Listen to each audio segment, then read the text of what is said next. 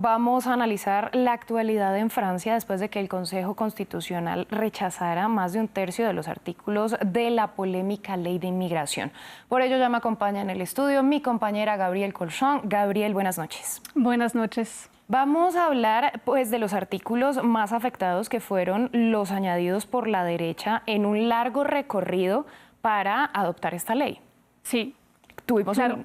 sobre todo este trayecto, ¿no? Una cosa larga y compleja. Es que primero el trayecto fue muy complicado porque la reforma fue primero anunciada por el ministro del Interior, Gérald Darmanin, en 2022 y es solo en 2023 que empezó a ser analizada por el Senado, que añadió muchos artículos polémicos como la supresión de la ayuda médica de Estado para los extranjeros sin papeles. En diciembre se había votado una moción de rechazo en su contra y el gobierno había tenido que convocar una asamblea con varios diputados y senadores y aliarse a la derecha para presentar una nueva versión del texto y una versión bastante endurecida. De hecho, la ley había sido adoptada con los votos del partido de derecha Los Republicanos y el partido de extrema derecha Agrupación Nacional. Eso había dividido mucho al partido de Emmanuel Macron, varios denunciando un texto demasiado duro. De hecho, solo unos días después de la adopción de la ley, la ex primera ministra Elisabeth Borne había presentado su dimisión. Y finalmente, entonces, ¿qué fue lo que pasó con el Consejo Constitucional? Bueno, es que claro, tanto Emmanuel Macron como la izquierda consideraron que varios artículos de la ley podían ser anticonstitucionales, aunque hay que recordar que Emmanuel Macron apoyó esta ley. Y decidieron entonces mandarla al Consejo Constitucional para que se pronuncie sobre su contenido. En total debía analizar 47 de los 86 artículos de la ley y decidió censurar 35. 32 fueron censurados porque no tenían una relación directa con la intención inicial del proyecto de ley. Entonces ahí hay que recordar que inicialmente esta ley fue presentada para controlar mejor la inmigración y permitir una mejor integración de los extranjeros que viven en Francia. El Consejo Constitucional consideró, por ejemplo, que el endurecimiento del acceso para los extranjeros a varias ayudas sociales o la modificación de las condiciones de la agrupación familiar no tenían cabida en este texto.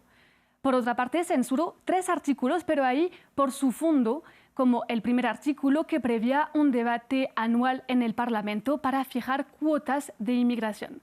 Entonces me vas a preguntar qué queda de esta ley y pues, por ejemplo, queda la expulsión más fácil de los extranjeros que hayan cometido delitos, la introducción del requisito de respetar los principios de la República para obtener un permiso de residencia o el permiso de residencia para los que trabajan en áreas con falta de personal. Bueno, y claro que este tipo de normativa y este tipo de proyecto genera unas reacciones bien contrarias, divididas dentro del país.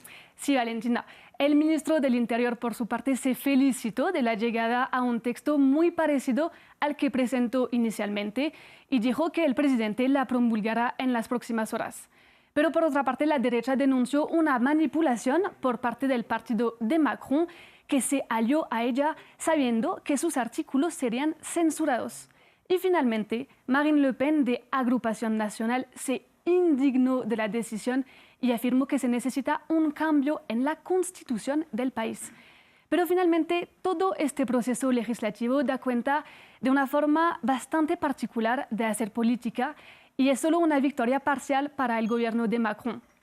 Primero porque tuvo que pedir en diciembre la adopción de un texto que consideraba en gran parte él mismo inconstitucional, lo que lo llevó a muchas críticas y porque terminó con un texto que sí le satisface, pero al mismo tiempo le costó a una Asamblea Nacional más dividida que nunca y con quien va a ser particularmente difícil trabajar en el futuro. Gabriel, usted lo estaba mencionando antes y es que justamente a poco tiempo de que se diera la aprobación de este texto se produjo la renuncia de Elisabeth Borne como primera ministra y podemos decir que de hecho este fue uno de los puntos clave que motivó a esta dimisión de la líder del gobierno. Claro, porque entonces el partido de Emmanuel Macron llegó muy dividido después de esta nueva ley. De hecho, uno de sus ministros dimitió. Entonces, pocos días después, pues Emmanuel Macron le preguntó de forma un poquito escondida a la primera ministra que renunciara. Bueno, pues Gabriela, usted muchas gracias por esta ampliación y bueno, vamos a estar muy pendientes de lo que ocurra en Francia con esta normativa. Claro.